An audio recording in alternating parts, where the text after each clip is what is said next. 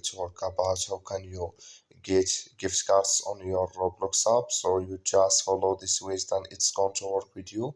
All you have to do in the first, you just click on more down here. When you click here on more, so then it's going to take you to this list. It's going to show for you like this.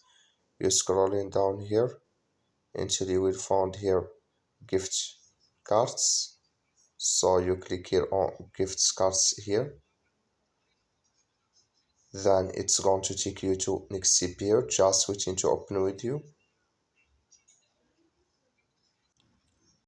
Then it's going to show for you like this here. You click here on shop gift cards, just click on it here. So when you click on it, it's going to take you to next here. It's going to show for you like this here, and here can you select what kind of cards do you want.